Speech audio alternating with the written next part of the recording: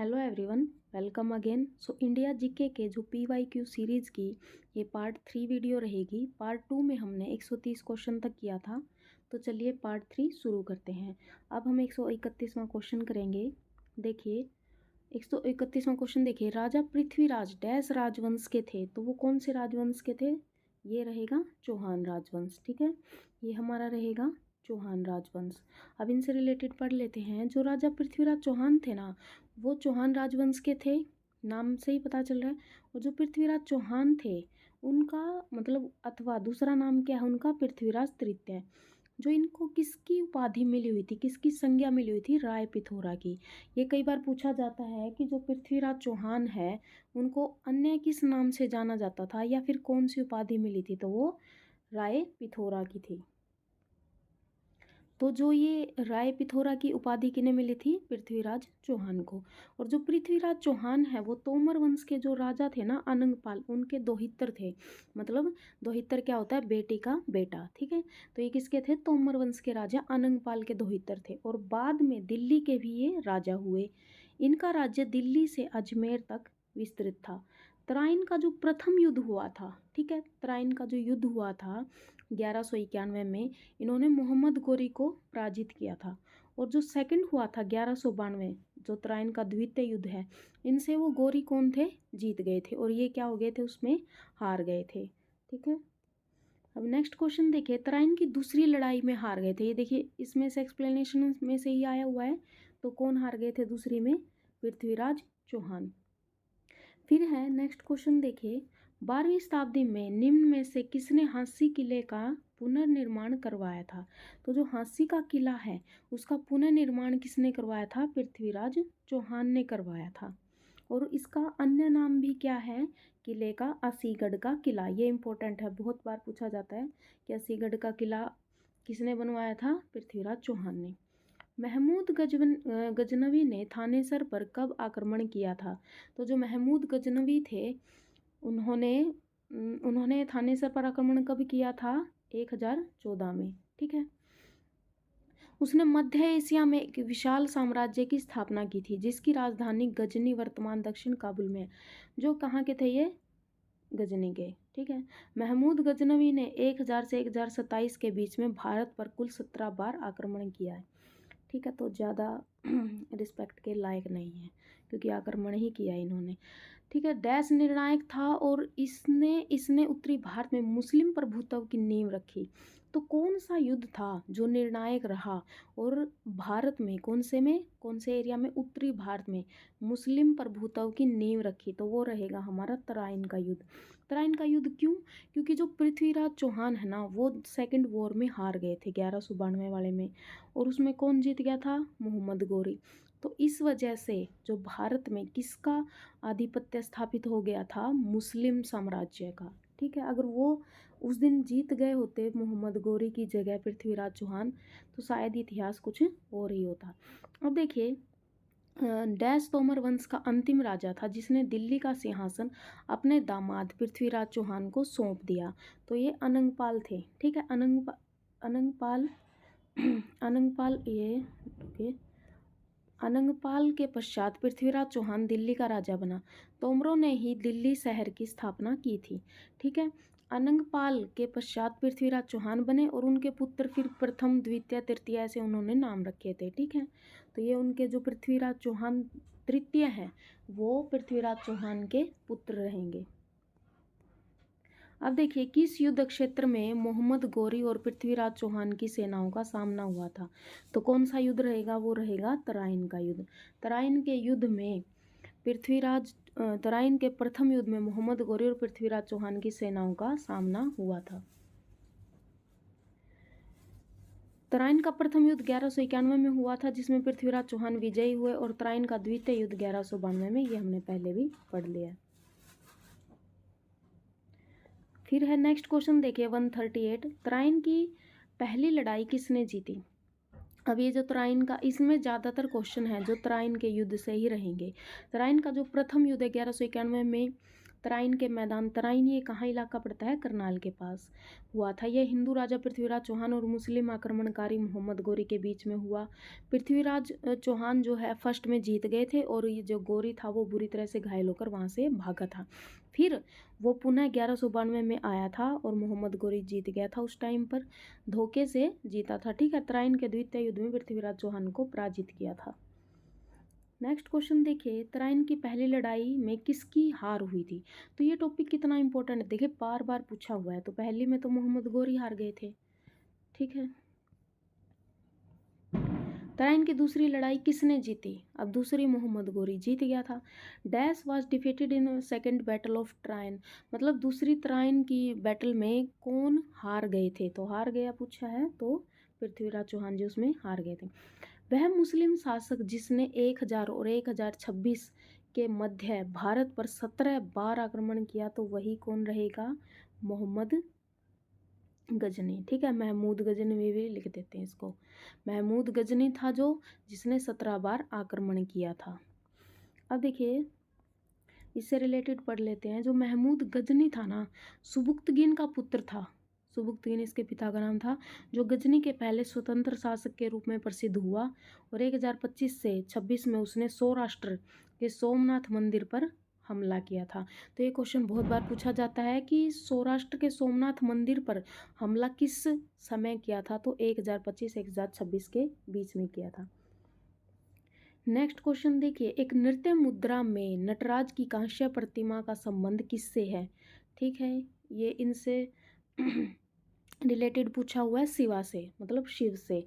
तो जो नृत्य मुद्रा होती है, जो डांसिंग आपने देखा होगा एकेडमी वगैरह या डांस की जो विद्या है, नृत्य कला है, उसमें जो मेन है जो उनके भगवान शिव होते हैं। ठीक है, तो नटराज की कांस्य प्रतिमा का संबंध भगवान शिव से है और यह भगवान शिव के तांडव नृत्य का प्रतीक है।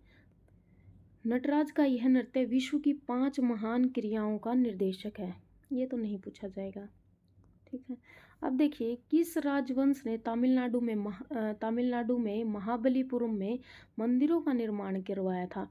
तो किस राजवंश ने करवाया था तमिलनाडु में महाबलीपुरम में जो एरिया है वहाँ पर मंदिरों का निर्माण किसने करवाया था, पल्लव ने। ठीक है, पल्लव राजवंश ने। पल्लव राजवंश के शासक नरसिंह वर्मन प्रथम ने तमिलनाडु के महाबलीपुरम में एकाशम मंदिर का निर्माण करवाया। इसे रथ मंदिर भी कहा जाता है। रथ मंदिरों की संख्या 7 है। सबसे छोटा रथ मंदिर द्रौपदी रथ है, जिसमें किसी प्रकार का अलंकरण नहीं मिलता है। ठीक है, इनमें से भी थ्योरी में से भी कई बार क्वेश्चन पूछ लेते हैं। गोहाना का नामकरण किस राजा के द्वारा किया गया था। तो गोहाना का नामकरण किसने किया था, पृथ्वीराज चौहान जी ने किया था। ठीक है, हांसी में स्थित असीगढ़ का किला भी 12वीं शताब्दी में पृथ्वीराज चौहान द्वारा बनवाया गया था।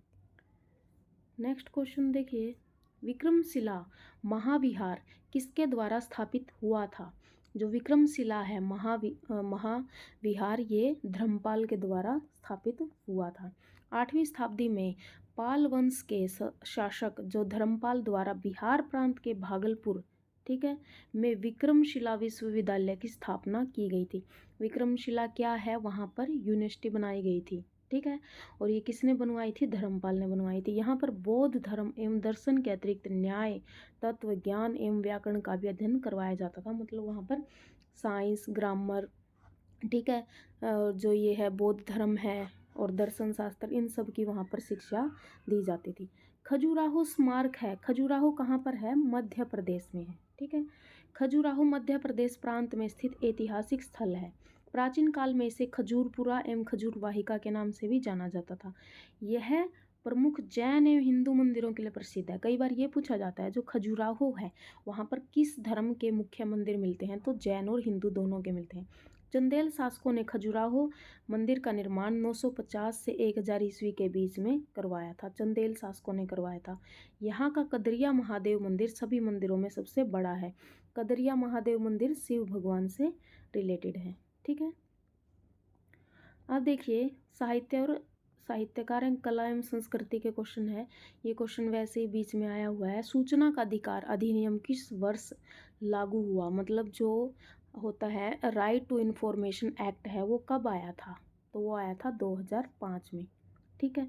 सूचना का अधिकार जो RTI होता है, राइट टू इन्फॉर्मेशन एक्ट, ये भारत में 12 अक्टूबर 2005 को लागू हुआ था। यह अधिनियम नागरिकों को और सरकारी संस्थानों और सार्वजनिक प्राधिकरणों से जानकारी प्राप्त करने का अधिकार प्रदान करता है। जैसे आपने मान लीजिए आपके पेपर में नंबर चेक करवाना या कुछ भी चेक करवाना होता है, आपको किसी से रिलेटेड कोई जानकारी मांगनी है, तो आप ये फॉर्म भर के वहाँ पर जमा करवा सकते हैं राइट टू एक्ट के अकॉर्डिंग, और आपको उस जो भी आपको जानकारी चाहिए वो मिल जाएगी। ठीक है।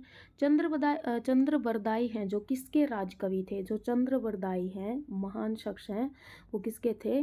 पृथ्वीराज चौहान के। जो चंद्रबरदाई हैं पृथ्वीराज चौहान के राजकवि थे।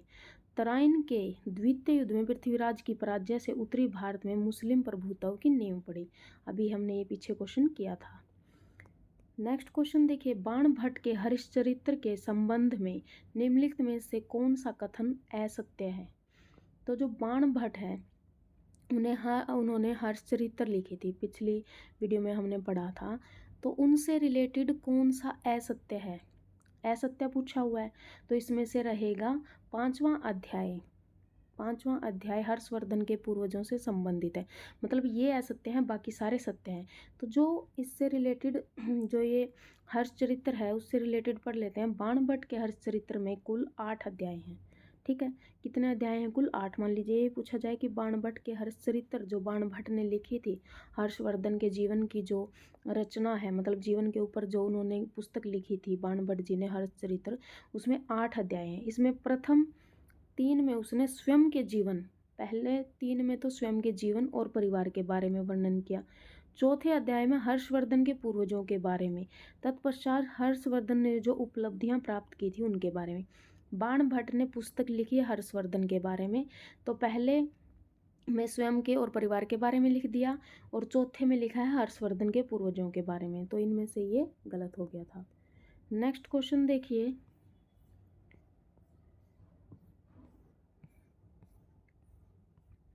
पृथ्वीराज रासो डैश ने लिखा था? तो ये किसने लिखा था? चंद्रबरदाई ने। और जो पृथ्वीराज रासो है वो किसके ऊपर पुस्तक है? पृथ्वीराज चौहान के ऊपर है। ठीक है। हिंदी भाषा में लगभग 2500 पृष्ठों में लिखा गया, मतलब 2500 पन्ने उसमें। पृथ्वीराज रासो के रचयिता प्रसिद्ध राजकवि चंद्रबरदाई हैं। उन्होंने चौहान शासक पृथ्वीराज तृतीय के रहस्यों, युद्धों, यात्राओं आदि का वर्णन किया है। और चंद्रबरदाई पृथ्वीराज चौहान के दरबारी कवि एवं बचपन के मित्र भी थे। अब देखिए, चंद्रबरदाई डैश ने लिखी, अब फिर से वही आ गया, तो ये किसने लिखी थी? चंद्रबरदाई ने लिखी थी। ठीक है, सॉरी, ये क्या था? लिखी थी। तो पृथ्वीराज रासो पुस्तक लिखी थी। बुद्ध चरित्र के रचयिता कौन हैं? तो ये हैं अश्वघोष। ठीक है, बुद्ध चरित्र के रचयिता अश्वघोष थे। यह एक सर्वास्तिवादी बौद्ध दार्शनिक और कवि थे। मतलब ये बौद्ध दार्शनिक थे और कवि थे। इन्होंने सौंदरानंद तथा शारिपुत्र प्रकरण की भी रचना की थी। ठीक है, मान लीजिए पूछा जाए कि इन्होंने और अन्य कौन सी पुस्तक लिखी थी, तो वो कौन सी हो जाएंगी हमारी? सौंदरानंद तथा शारिपुत्र। सौंदरानंद। ठीक है। कवि बाणभट्ट ने सम्राट हर्ष का जीवन चरित्र अपने किस ग्रंथ में लिखा था? तो किस में लिखा था वो? हर्षचरित्र में। ठीक है, हर्ष का जीवन चरित्र लिखा था। और बाणभट्ट ने और अन्य कौन सी पुस्तक लिखी थी? कादम्बरी भी लिखी थी। अब देखिए, बाणभट्ट ने डैश की जीवनी लिखी थी, तो किसकी जीवनी लिखी थी? हर्षवर्धन की। बाणभट्ट ने किसकी जीवनी लिखी थी? हर्षवर्धन की। हर्षचरित्र किसके द्वारा लिखा गया था? तो ये फिर से रहेगा बाणभट्ट के द्वारा। कादम्बरी के रचयिता हैं, कादम्बरी के रचयिता कौन हो जाएंगे? बाणभट्ट। फिर उसके बाद है गाथा सप्तशती किस भाषा में लिखी गई है? तो गाथा सप्तशती प्राकृत भाषा में लिखी गई है। गाथा सप्तशती प्राकृत भाषा में लिखी गई है। यह रचना सातवाहन राजा हाल द्वारा किया गया था। मतलब इसकी जो रचना है, इस पुस्तक की जो रचना है, सातवाहन राजा हाल द्वारा की गई है।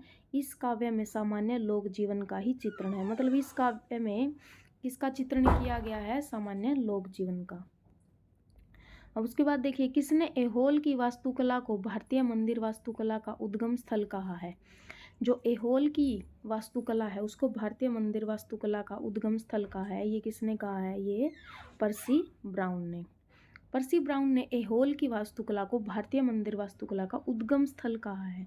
ऐहोल को भारतीय मंदिर वास्तुकला के पालने के रूप में जाना जाता है क्योंकि यह कला और संस्कृति का केंद्र है। मान लीजिए ये पूछा जाए कि भारतीय मंदिर वास्तुकला का पालना के रूप में किसे जाना जाता है, तो ऐहोल रहेगा। और उद्गम स्थल कौन सा रहेगा? ऐहोल रहेगा। अजंता एलोरा की सुप्रसिद्ध गुफाओं में किस धर्म से संबंधित मूर्तियां तथा भित्ति चित्र मिलते हैं? तो अजंता जो एलोरा की सुप्रसिद्ध गुफाओं में किस किस धर्म से हैं? तो ये चारों रहेंगे, तीनों रहेंगे, ठीक है।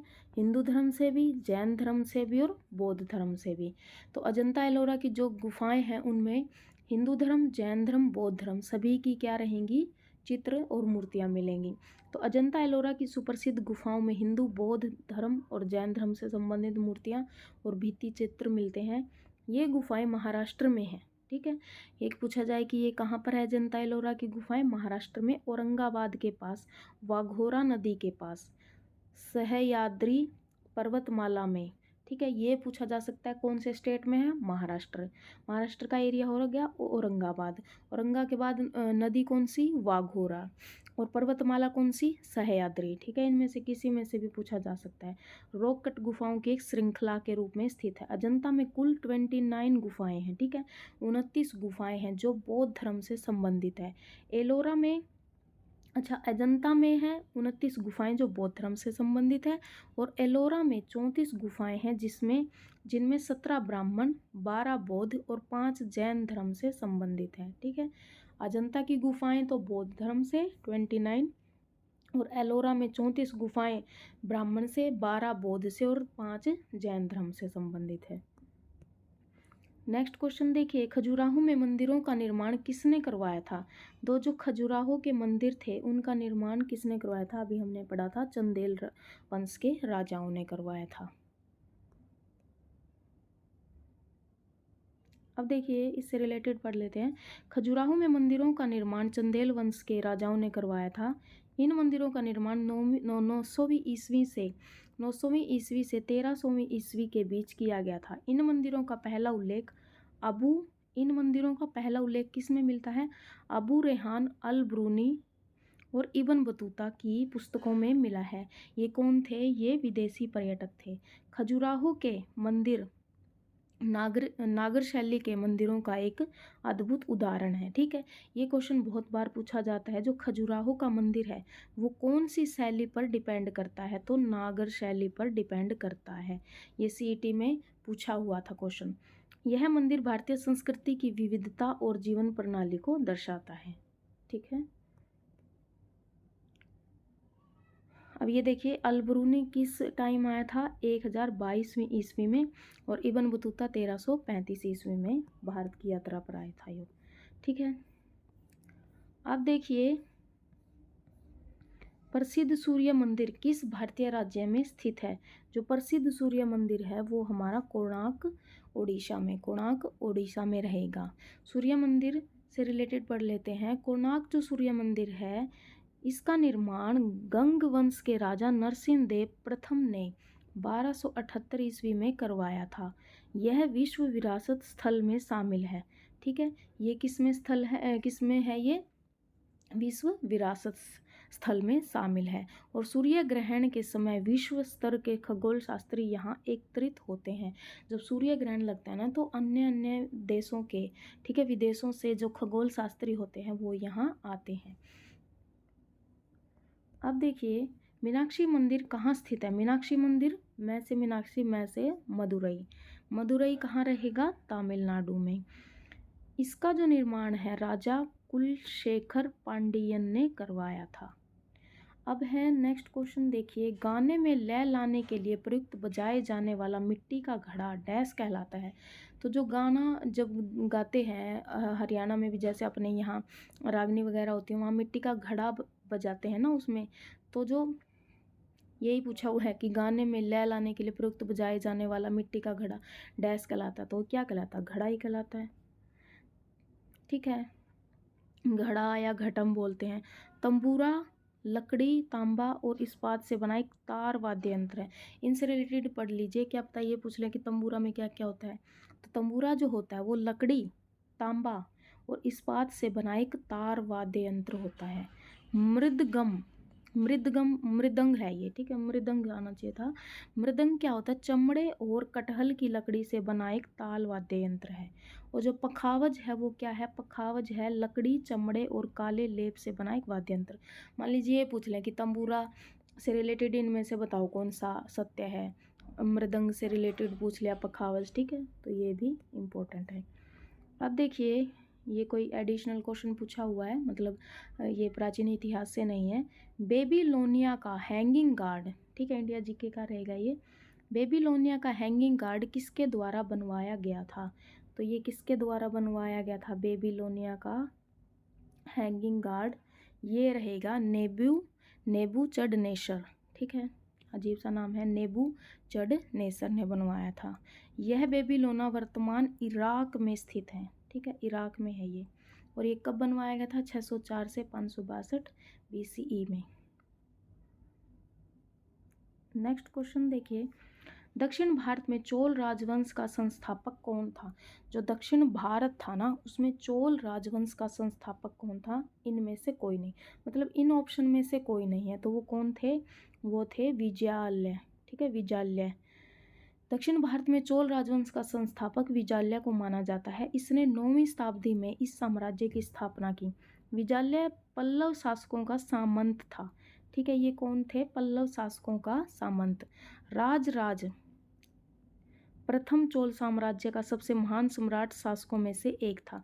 इसके शासनकाल में चोलों का विस्तार उत्तर में कलिंग से लेकर दक्षिण में श्रीलंका तक फैला था। मतलब ये इतने महान थे कि श्रीलंका तक अपना साम्राज्य इन्होंने फैलाया हुआ था। उन्होंने तंजावुर में भगवान शिव को समर्पित बृहदीश्वर मंदिर का निर्माण करवाया था, ठीक है। तो तंजावुर में भगवान शिव का मंदिर जो बृहदीश्वर नाम से विख्यात है, इन्होंने ही बनवाया था, किसने, विजयालय ने, ठीक है। अब यहाँ तक हमारा जो प्राचीन भारत का इतिहास है उससे रिलेटेड जितने भी क्वेश्चन थे, 166 क्वेश्चन थे प्राचीन भारत के इतिहास के, ठीक है, वो हमारे कंप्लीट हो गए हैं। फिर हम मध्यकालीन भारत के इतिहास के क्वेश्चन करेंगे। ये सारे HSSC के अलग अलग पेपर्स में आए हुए हैं। देखिए कोई लैब असिस्टेंट में आया हुआ है, कोई LDC में है, कोई फिर कंडक्टर में है, PGT में है। तो ये हर एक के लिए इम्पोर्टेंट है, चाहे वो एस्टेट हो चाहे वो HSSC हो, ठीक है। ये CET से अब मेंस में इनमें से ही क्वेश्चन आएंगे। तो ये इंडिया जीके के रहेंगे। इसमें हमने हमारा देखिए कौन से टॉपिक को कवर किया है हमने। ये हमारा कंप्लीट प्राचीन भारत का इतिहास हो गया।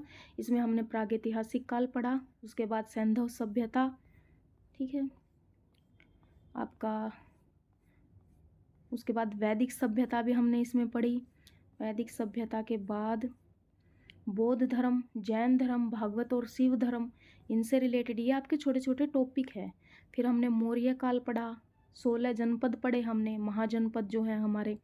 भाई इन टॉपिक्स में से क्वेश्चन आया हुआ है। और ये बुक इतनी स्पेशल क्यों है, इसमें सारे जो टॉपिक हैं मतलब जो क्वेश्चन है वो टॉपिक वाइज दिए हुए हैं, तो आप ये खरीद सकते हैं, ठीक है। संगम काल, गुप्त काल, गुप्तोत्तर काल, ठीक है।